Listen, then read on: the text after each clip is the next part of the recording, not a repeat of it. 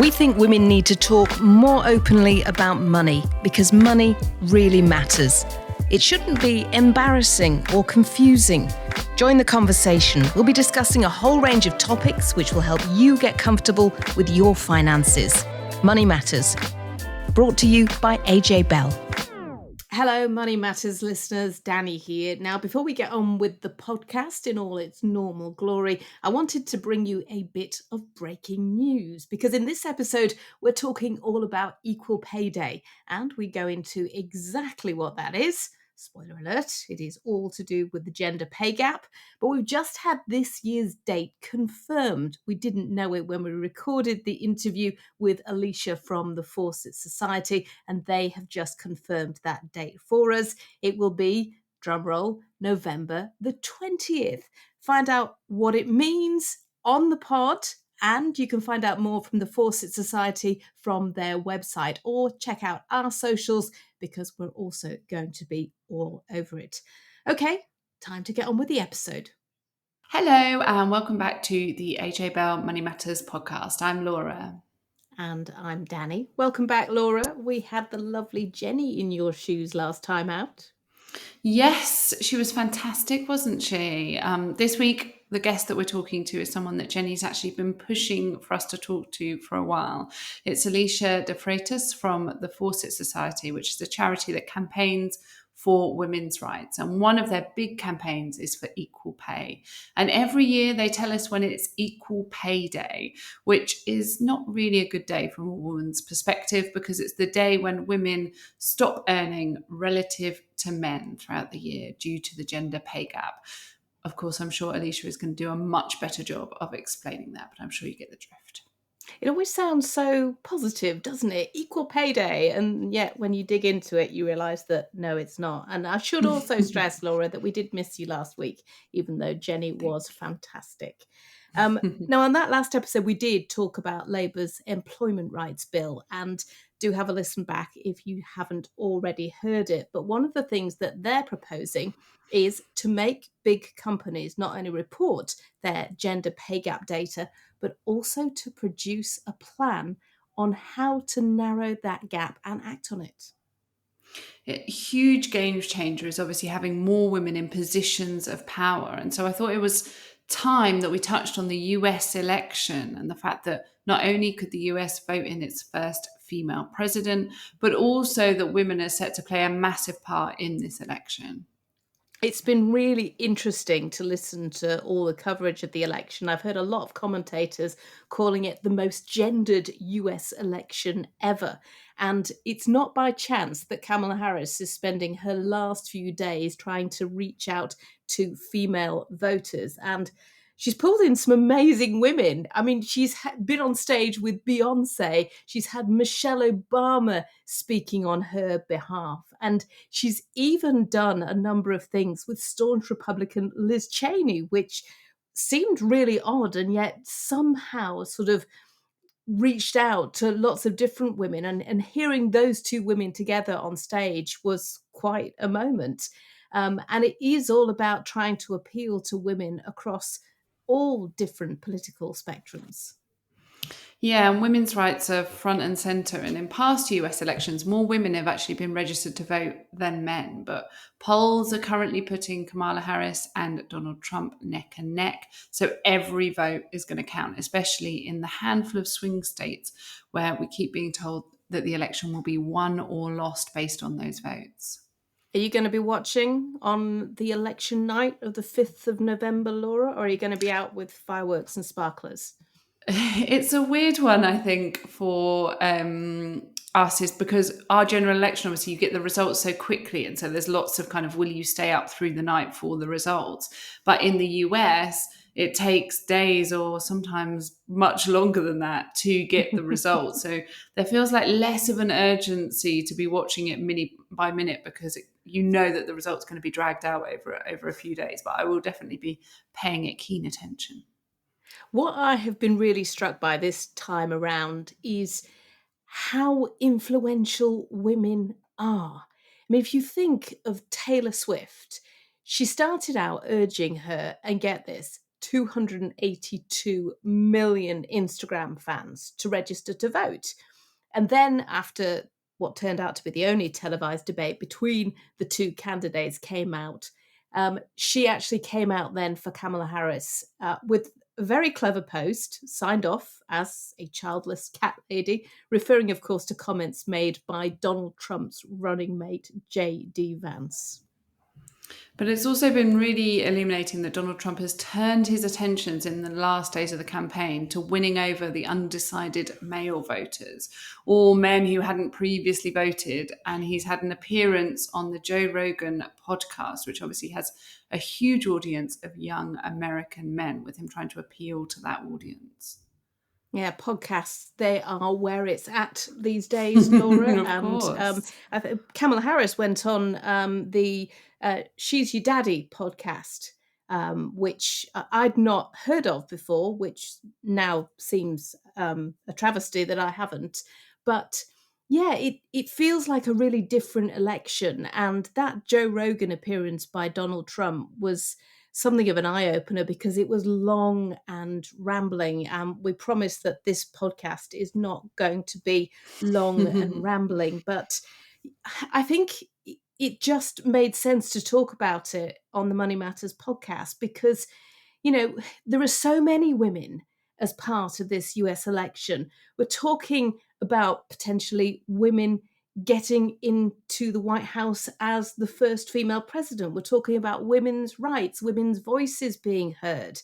And whatever happens on the 5th of November, or as you say, whenever the results are finally out, seeing so many women on the screen, on the radio, on podcasts being heard, it's just so important because we do hear all the time about the visibility of women needing to be seen in positions of power, whether it's the board of the company that you work for or the first female chancellor of the Exchequer like Rachel Reeves. So we did just think that it was worth celebrating here because we do spend so much time pointing to the bad news. And when we see real change and whatever happens in the US, there has been a real platform for women in this election, and we just thought it was worth shouting about. Yeah, I think it's so important to embrace the positive stuff. And I think lots of listeners out there will be able to refer that back to their own career or their own industry that they work in and think, actually, female representation, and hopefully at the senior levels, is different to how it was 10 or 20 years ago. I mean, I know certainly in the finance industry, having a podcast with two female hosts, if we think kind of 20 or 30 years ago, were podcasts around then? I don't know. Anyway, No. It would not have been the norm, I think, to have two female hosts or something. And so in the finance industry, we've definitely seen way more representation of women. So definitely, I agree with you. Let's celebrate the wins where we can find them. But now back to earth with a bump, because we know that while there is momentum in some areas, women still have a long way to go when it comes to some things. And the gender pay gap is one of them. And as you know, if you're a long-time listener to this podcast, how much of a role the gender pay gap has on the gender investment gap, the gender wealth gap, and all of women's finances. Well, the Fawcett Society has spent years campaigning for gender pay parity. And every year, well, not celebrate really, but commiserate with us when we reach Equal Pay Day. And as Alesha De Freitas, Head of Policy, Advocacy and Research at the Fawcett Society, points out, it's not the day when women reach equal pay with men. Alesha, thank you so much for joining us. I suppose let's just start with the basics. For people who haven't heard of Equal Pay Day, what is it? So Equal Pay Day is the day that we celebrate or commiserate each year, when it's the day when essentially women stop being paid compared to men. And how we calculate that is we take the gender pay gap that's calculated by the Office of National Statistics, and we sort of lay that out against the calendar. So last year, the gender pay gap was 10.7%. So against the calendar, that meant that Equal Pay Day was celebrated on the 22nd of November. So I guess it must change every year. Yes, it does. And you'd hope that over time, Equal Pay Day would be getting closer to the end of December, because that would mean that women were not working for free for larger amounts of time. But we shall see how that goes. So far this year, we don't know exactly when the date of Equal Pay Day will be. As I say, we hope it should be sort of end of November, pushing into December. But we'll only know once that data release is calculated at the end of October. So we know that the gender pay gap is taking... Well, progress is pretty slow, let's be honest. But can you see a point where women get equal pay to men when that equal pay day happens on the 31st of December? Yeah, well, I really hope so. I really hope it happens in my lifetime. Last year, we calculated that if the rate of change stayed as it was, then people like me who are 40 years old wouldn't see it close in our working lifetimes, which is quite frustrating. I think that said, the improvements that we have seen to women's pay compared with men's pay over the last 25 years, a lot of that has been around structural changes, such as women getting more educated, so having more earning potential, and also changes to the minimum wage, which has obviously made a huge difference for women at the very bottom of the pay ladder. So while those things are great, they're not really closing the gap in that way that we think about it, which is about the world of work changing to actually allow women to participate on equal footing with men. And while we have seen some improvements in that area over time, we've not been able to see the transformation that we really need. And I think it's going to be harder and harder to close that gap unless government and businesses take real steps to prioritise it and really drive through the big changes that we need to see. I think government have recognised that, and Rachel Reeves, we're really excited to see the first female chancellor, and she's talked about closing the gender pay gap. So we really hope that this is an opportunity for them to really take a step forward, set a target for when they think that they can close the gender pay gap, and then make sure all of those policies that sit underneath it line up to make a real difference. I know that in the new employment bill, there is something about gender pay reporting and having some kind of a plan to narrow the gender pay gap for the bigger companies. I want to get onto that and the Fawcett Society's involvement in those discussions. But first of all, let's just go back to basics. What is the Fawcett Society and what's its role here? Yeah, of course. So we are the UK's number one member-powered charity that is campaigning against gender discrimination in all of its forms. We place a big focus on economic empowerment because obviously earning more money gives women more options, and whether that is about the way that they want to live their lives, bring up their children, stay with their partner, find a partner in the first place, money is at the root of a lot of those decisions. So we think it's really important. But we campaign on all sorts of issues right across the board. So we were just talking about the employment bill, and you were saying that you'd had conversations with Rachel Reeves, and obviously, the first female chancellor, and clearly she has spoken about the need to narrow the gender pay gap, and this employment bill has put this front and centre. So are you happy with what's in it, or could it have gone further? Yeah, so we're really pleased that government are talking about this as an issue and recognising that women's participation in the economy is obviously good for women and good for equality. There's no reason why women should have to accept poorer working conditions and a world of work that doesn't accommodate them. But it's also really great that they're talking about it in terms of productivity and it being good for the economy, and recognising that women who are coming out of schools more educated and more experienced than ever before, that we need to really maximise all of those skills that they've built up over time, and not be in a position where too many women come back after maternity leave or find that they are in middle management and just can't progress to as senior levels as they want to. And so are working under their skill set. So it's really great that they're talking about these things. There were some really good things in the bill that was published. We're particularly pleased to see the government talking about flexible working by default, because I think that's really essential for lots of women in order to balance everything that's going on in their lives, whether that's children or elderly relatives or health conditions or all other sorts of things with work. So that's really good that they recognise that is a good thing for the economy.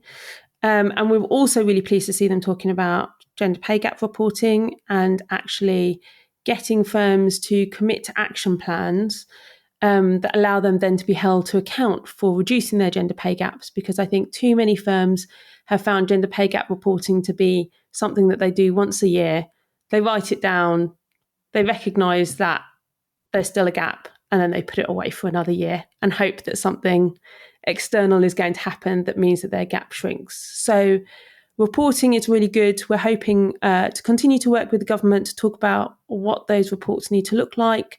We would like to see things like maternity and parental leave policies included in those action plans, flexible working included in those action plans, so that when women and men join firms, they know what the environment is going to be like, what benefits they can get, and therefore encouraging firms to do more in those areas. And similarly on flexible working, I think, yes, there is definitely further that government could go.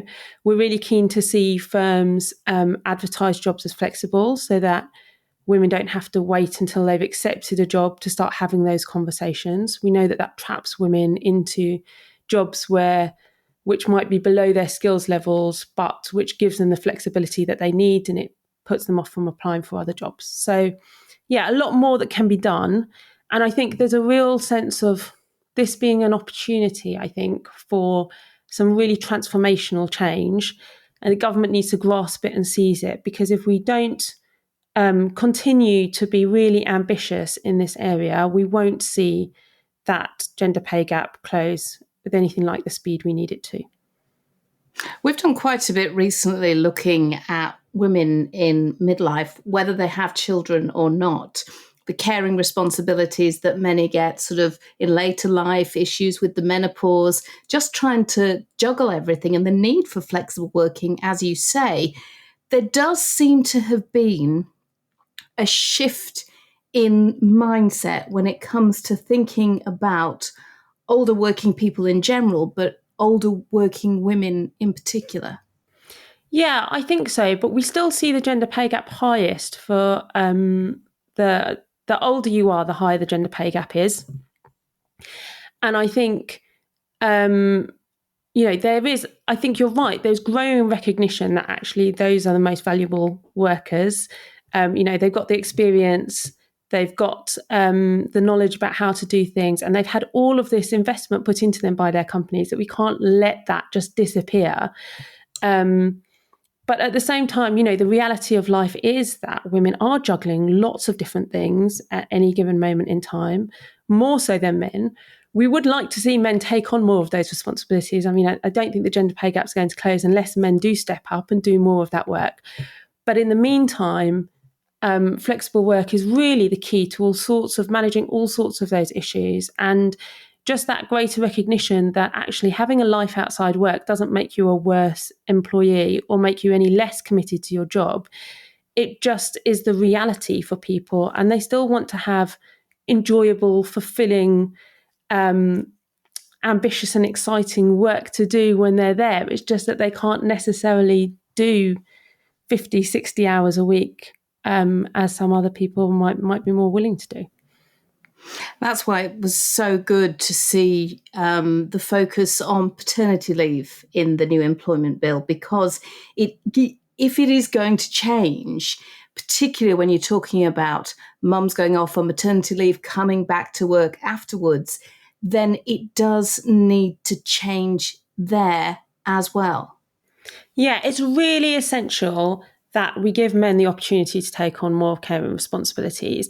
We know that lots of men really want to, but the current system stops them from doing that, either because the system of shared parental leave is so complicated, people can't actually work it out, or because it's not paid enough and they really want to be there, but obviously you have a lot of extra financial responsibilities when you have children. It's not a good time to take an extra cut in your income. Or just because, a lot of firms still don't make it easy for men to take that time off, and they still also consider it, a sign that people aren't as committed as they should be. So there's still some differences in culture that need to be addressed within the workplace. But we really need to see some big reforms coming from government here, and in particular, a sense that there is a period of time reserved just for second partners, so that they use it or lose it. And I think that will really help to drive the culture change that we need to see, because we know that when men start off taking more responsibility for their children at the beginning, it makes it easier for them to continue to do that for the whole course of life. But when women, spend 6 months, 9 months solely caring for a child, learning all about what it likes, what it doesn't like, just getting practiced in all of that stuff, it makes it increasingly difficult for a man to take over afterwards. So we've spoken about what government can do, what employers can do, what men can do. What about what women can do, whether or not you have kids? Yeah, so I think the first thing I would say is to recognise that these are structural issues. I think often we sort of look in our pay bill, or we look at our situation at work and think, oh, there aren't enough women at the top. I'm not doing enough. What is my problem? And I think sometimes recognising actually the system's still really stacked against us. And it's not an individual problem. It's not for us to solve individually. We need to come together and solve it collectively. And when I say that, I mean, collectively, women, men, employers, government, trade unions, we all need to be working together to create equality, because it's, we all have a part to play. I think the really important thing for women to do is think about, how can they get involved? What are the things that they want to do? Obviously, I'd say join Fawcett, come and be part of our campaign and our movement.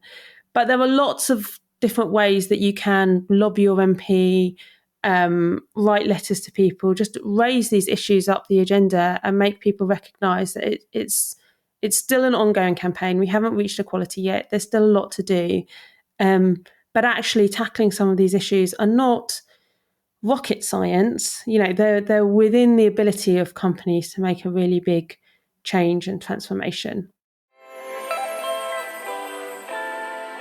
Alesha De Freitas from the Fawcett Society there. So do take a look at the work that they do on social media or on their website, which is fawcettsociety.org.uk. Now, Danni, did Alesha give us a financial confession for us? She did. And do you know, it was one that is really, really common. Yeah, so I feel very embarrassed about this confession, especially after listening to your recent episodes on pensions and getting yourself in step. But I've been really lucky with my pensions to be enrolled right from the start of my career. And every year I get the letter that tells me what is happening with it. And I look at it, and sometimes I open it and sometimes I don't. And it goes on the pile of things, administration that I need to do. And I think I'll come back to it later this week, later this month. And then by some miracle, the next year arrives and another letter comes. And I think, oh, this must be the year. This is the year that I need to get my head around this. So I think that's my confession, that I need to get my head on top of all of these things and actually understand what I'm entitled to and what I don't. And I think coming on here is going to have pushed me maybe to do that. I hope. We might hold you to that. We'll get you back on next year and ask you whether or not you've engaged with it. We know that the gender pension gap is so huge as well. And one of the most important things to do with the pension gap is to engage with the problem and to actually understand what you're entitled to. So yeah, it's doubly embarrassing for me. Yeah, I think that is quite a common one. And I actually think there's so much more that the industry should be doing to make those letters more engaging, more kind of strip out the jargon from them, rather than you getting reams of paper through and thinking, oh God, that looks boring and dull. I don't want to read it. I have to say, I didn't really start to engage with mine before I joined AJ Bell, I hasten to add, but I sort of hit my mid-40s and thought, hang on a second, I'm kind of hoping that I've got less time in the workplace now than I have been in the workplace, and I can only achieve that if my pension is looking good. So yeah, I think for a lot of young people in particular, it just seems like so far away, doesn't it? Yeah, definitely. Okay, that is it for this episode. For those of you interested in the budget, and why wouldn't you be, do take a listen to our sister podcast, the AJ Bell Money and Markets podcast. I'll be joining the team to give instant reaction to what Rachel Reeves has to say. You'll find it wherever you listen to your pods. And on the next episode of this podcast, we'll be talking to Zoe Hayden-Jones, the founder of Jobs for Women, which helps push women up the career ladder and into those visible positions that we spoke about earlier. She focuses a lot on imposter syndrome that many of the women that she works with are impacted by, and she shares some really good tips on how to deal with it. And don't forget to join our Money Matters community by signing up to our newsletter. I tell you what, if we manage to hit 282 million subscribers like Taylor Swift, that would be some going. We do have some exciting changes in the pipeline, so do make sure you keep across the pod and all of our socials. We're at AJ Bell Money Matters on Instagram, TikTok, Facebook, LinkedIn, and X. Until next time, thanks so much for listening. Before you go, please remember this podcast is for educational purposes, and the views expressed don't necessarily reflect those of AJ Bell. The podcast isn't telling you if a certain investment is suitable or not. Don't forget that the value of investments can change, and you can lose money as well as make it. It's also important to remember that how you're taxed will depend on your individual circumstances, and rules can change. The way an investment performed in the past may not be the same as how it behaves in the future. If you want help, go see a qualified financial advisor.